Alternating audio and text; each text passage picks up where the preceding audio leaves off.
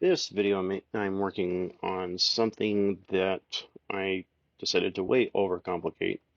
I'm sure I could have made it far more easier than what I did, but considering everything else I've been doing, I don't see a huge issue with that. Right now, I'm finishing getting the piece of scrap oak that I have marked out, so I don't know where to cut and what I need to clear out for this particular project.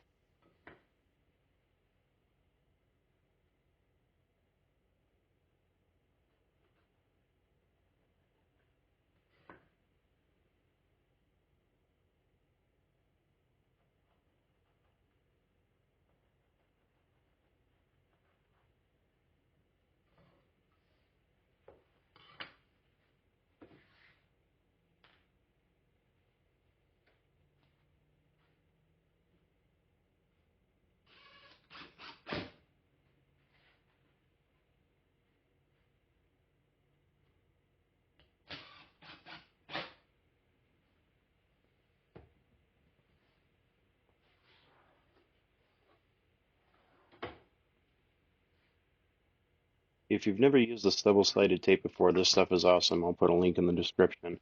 It works very well for temporarily securing your work pieces, helping make sure things don't slide around when you don't want them to. It's very easy to remove, and I've had stuff stuck together with it for a few weeks without any issue and still being able to pull it apart.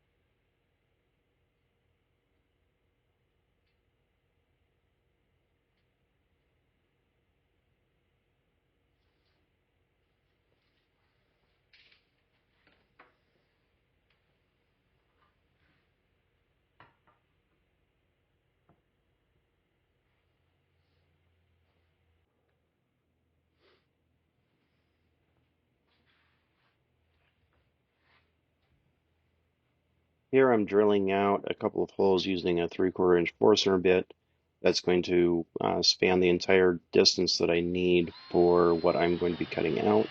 Just make it easier to get the skill saw in and open up the wood for what will be inserted in there.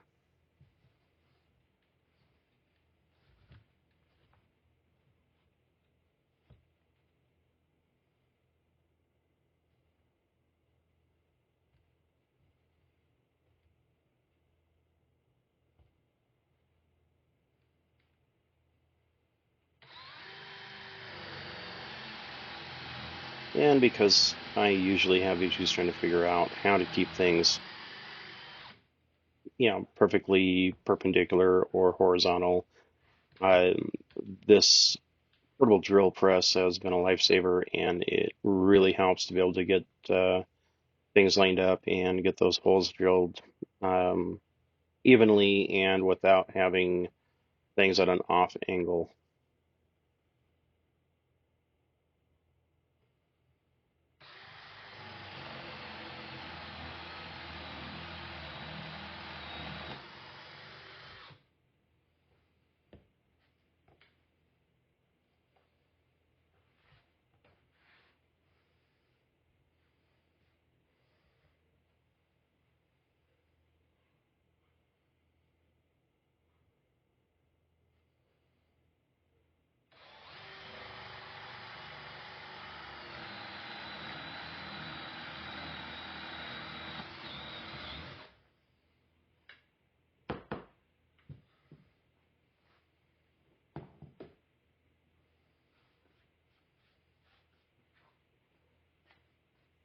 I used the nylon body tool to separate the piece of oak from the sacrificial piece that I had screwed down to my workbench.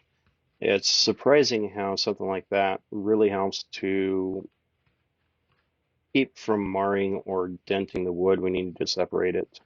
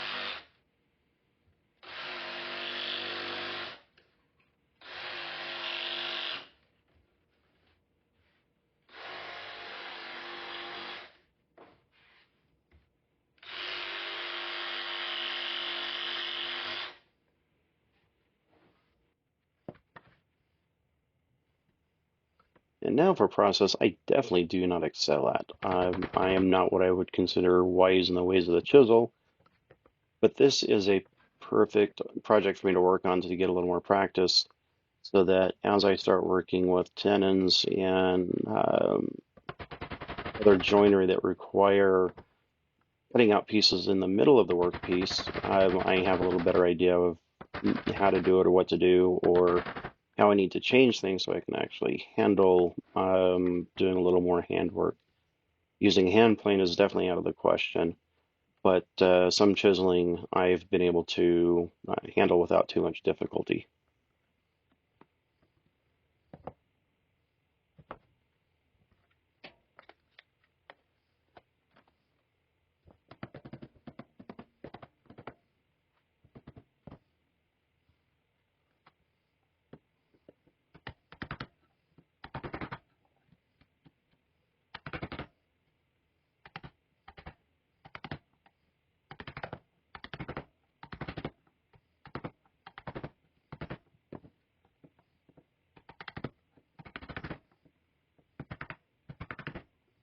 Now, some of you guys that know how to use chisels or have a little more experience with them, you're probably cringing right now going, that is not how you do this.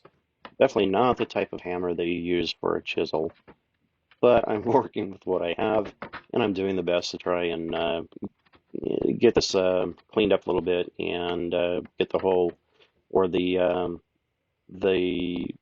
slot evened out and wide enough for the sections of poplar that I will be putting in these slots.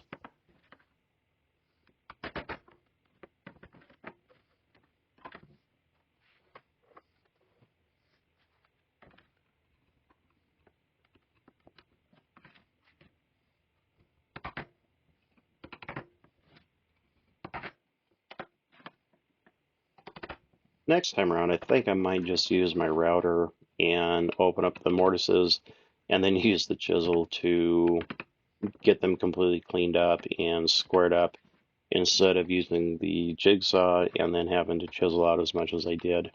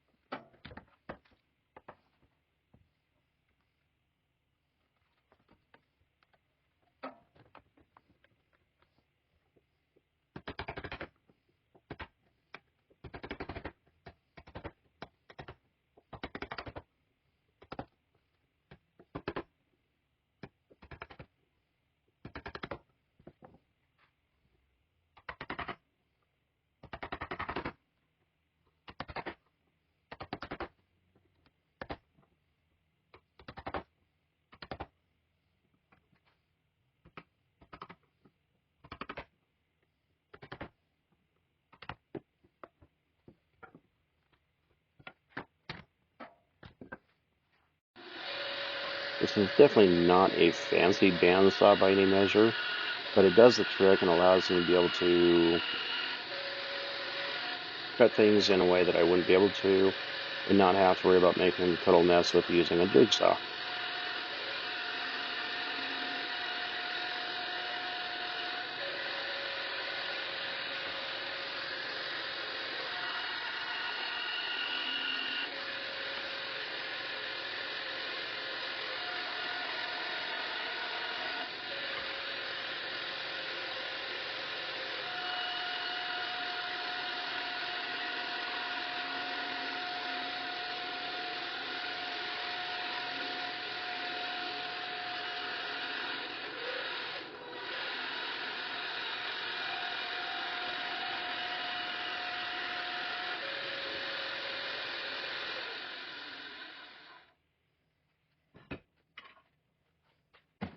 And now for everybody's favorite thing to watch in the world and experience doing, and that is sanding.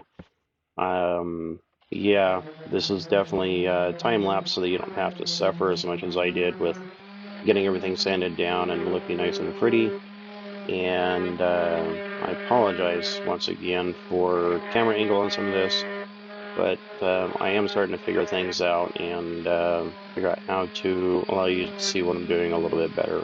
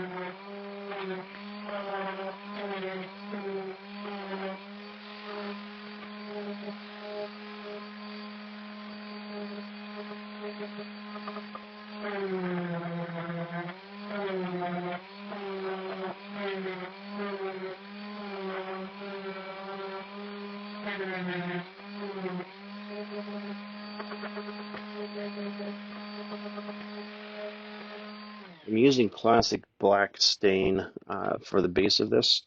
I know it's probably not necessary, but the rest of the shelving that is going in here is going to have a black base as well, and just natural wood tones for the shelves themselves. And so just make sure everything matches. This is getting stained as well.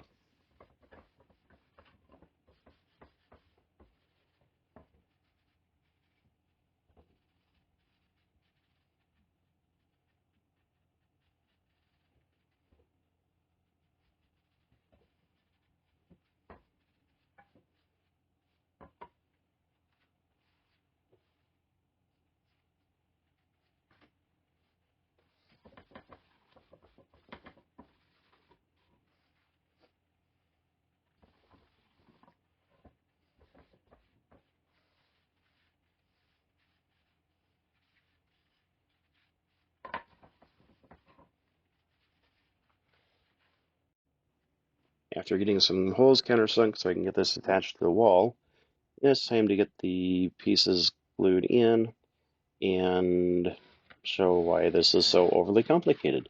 I could have very easily just attached these with pocket screws, but I didn't want to, and I wanted to have something that looked just a little bit nicer and gave me a little more of a challenge than just simply attaching a couple boards at a angle to be able to produce the rack that I am for some of my clamps.